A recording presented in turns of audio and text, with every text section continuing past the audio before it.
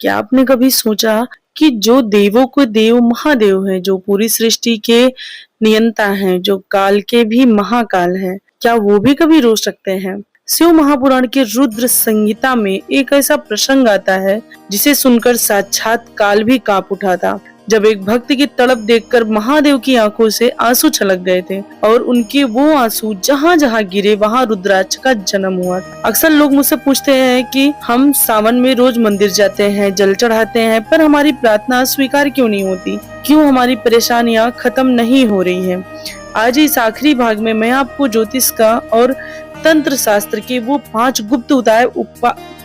गुप्त उपाय बताने वाली हूँ जो शायद ही आपको इंटरनेट या किसी आम वीडियो में मिलेंगे। यह वह अचूक विद्या है जिसे अगर आपने इस सावन के पवित्र महीने में सही तरीके से कर लिया तो स्वयं महादेव को आपकी किस्मत की लकीरें बदलनी पड़ेंगी। वीडियो को यहाँ से बिल्कुल भी स्किप मत करना, क्योंकि अब जो बातें शुरू होने वाली है वह आपके जीवन की टर्निंग पॉइंट हो सकती है। इसलिए सबसे पहले सच्ची श्रद्धा से कमेंट में हर हर महादेव जरूर लिखिएगा। अब आइए बात करते हैं हमारे पहले गुप्त उपाय की, जिसे शास्त्रों में अंगुष्ठ मात्र साधना कहा गया है। हम सब मंदिर जाते हैं, लोटे से जल चढ़ाते हैं और हाथ जोड़कर वापस आ जाते हैं, लेकिन क्या आपको पता है कि शिवलिंग की ऊर्जा को अपने भीतर कैसे खींचा जाता है? देखिए, भोलेनाथ तो बहुत भोले हैं, वो एक सिंपल सा एक लोटे जल से भी प्रसन्न हो जाते हैं, लेकिन अगर वही विधि विधान से उनकी पूजा की जाए या कुछ खास उपाय किए जाए, अपने जिंदगी की हर परेशानियां हम छू मंतर कर सकते हैं। और बहुत ही जल्द सावन आने वाला है, यानी कि 30 जुलाई से सावन स्टार्ट होने वाला है,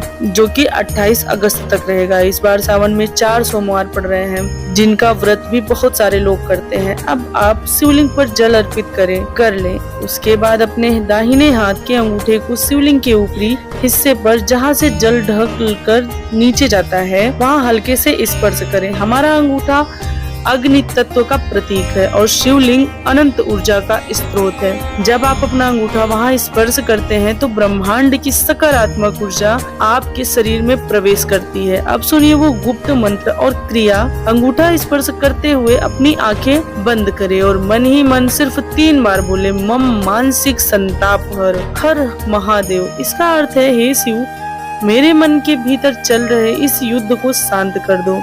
ज्योतिष शास्त्र कहता है कि अगर सावन के सोमवार को कोई भी व्यक्ति इस तरह अंगूठा का स्पर्श करके अपनी कोई भी ऐसी इच्छा जो बहुत समय से रुकी हुई है महादेव से कह देता है, तो वो इच्छा सीधे महादेव के मस्तक तक पहुंचती है। आज तक आपने सिर्फ जल चढ़ाया होगा, इस सावन इस स्पर्श विज्ञान को महसूस करके देखिएगा, आपकी आत्मा तृप्त हो जाएगी। अब बात करते हैं दूसरा उपाय उन भाई बहनों के लिए जो आर्थिक तंगी, कर्ज या घर में बरकत ना होने से परेशान हैं। लोग सावन में मुट्ठी भर के चावल चढ़ा देते हैं, लेकिन शास्त्रों का नियम कुछ और ही कहता है। शिव पुराण के अनुसार चावल को अच्छत कहा जाता है, जिसका अर्थ है जिसका भी कभी क्षय ना हो, यानी जो कभी खत्म ना हो। आप सावन के किसी भी दिन सुबह के समय ठीक 108 साबुत चावल के दाने गिनकर अलग रख लेने हैं। याद रखें, एक भी दाना टूटा हुआ नहीं होना चाहिए। अब सबसे बड़ा रहस्य जानिए। घर से निकलने से पहले उस 108 चावल के दानों पर शुद्ध गाय का घी सिर्फ 3 बूंदे टपका दीजिए और उन्हें अपने हाथ से मिला लीजिए। अब आप मंदिर जाए तो एक एक दाना शिवलिंग पर अर्पित करते हुए बोले, ओम नमः शिवाय अनुग्रह नमः। जब भी घी से चुपके हुए ये अक्षत महादेव को अर्पित होते हैं तो यह आपके जीवन के दरिद्र योग को हमेशा के लिए भस्म कर देते हैं। यह उपाय इतना गुप्त और प्रभावशाली है कि इसे करने के मात्र 11 दिन के भीतर आपको अपने काम धंधे में, नौकरी में बदलाव दिखने लगेगा। अगर अभी तक आपने वीडियो को देख लिया है तो वीडियो को एक लाइक कर दीजिए और हमारे चैनल सनातन प्रेरणा को अगर तभी तक आपने सब्सक्राइब नहीं किया है तो सब्सक्राइब करके बेल आइकन दबा दीजिएगा, ताकि हमारी हर नोटिफिकेशन सबसे पहले आपको मिले।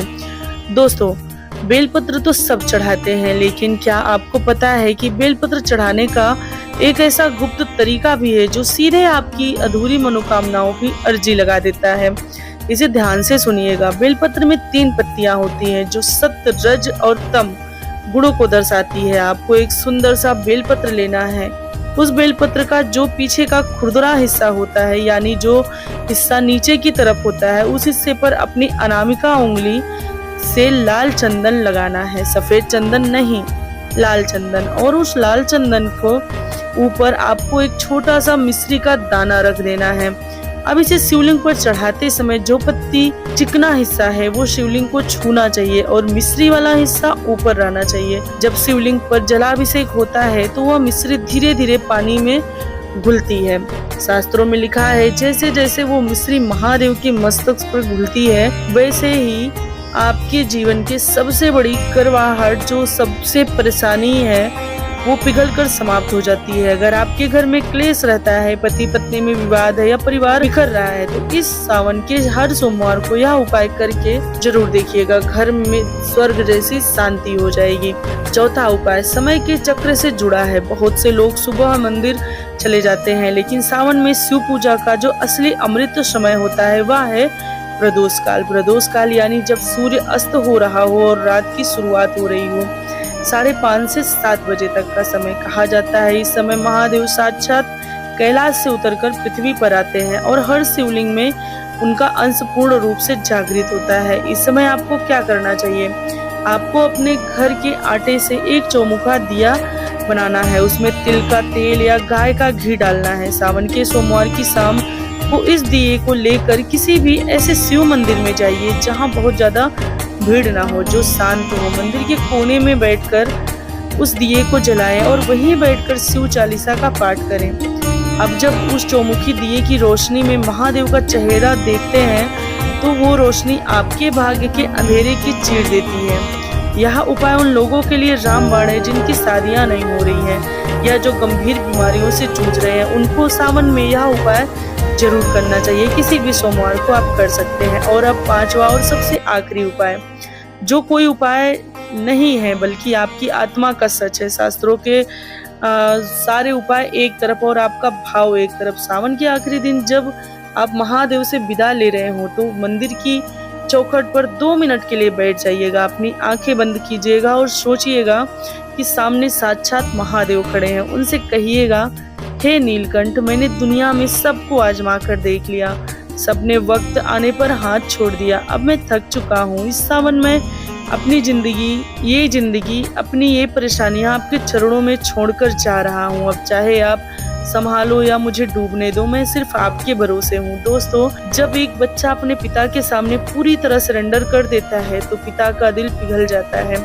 महादेव तो पूरी सृष्टि के पिता हैं। जिसे दिन अपने यह समर्पण कर दिया, उस दिन कैलाशपति खुद आपके जीवन की जिम्मेदारियां अपने हाथों में ले लेंगे और फिर आपको किसी भी उपाय करने की जरूरत नहीं पड़ेगी। यह सावन आपकी जिंदगी का सबसे खूबसूरत चमत्कारी महीना बने। महादेव आपकी सूनी झोली को खुशियों से भर दे। इसी प्रार्थना के साथ मैं आपसे विदा लेती हूँ। और अगर इन बातों से आपके दिल को छुआ है तो इस वीडियो को हर उस इंसान तक पहुंचाइएगा जो आज परेशान है। चैनल को सब्सक्राइब करना मत भूलिएगा और कमेंट में पूरी श्रद्धा से साथ अपने महादेव के लिए लिख कर जाइएगा। ओम नमः शिवाय। हर हर महादेव।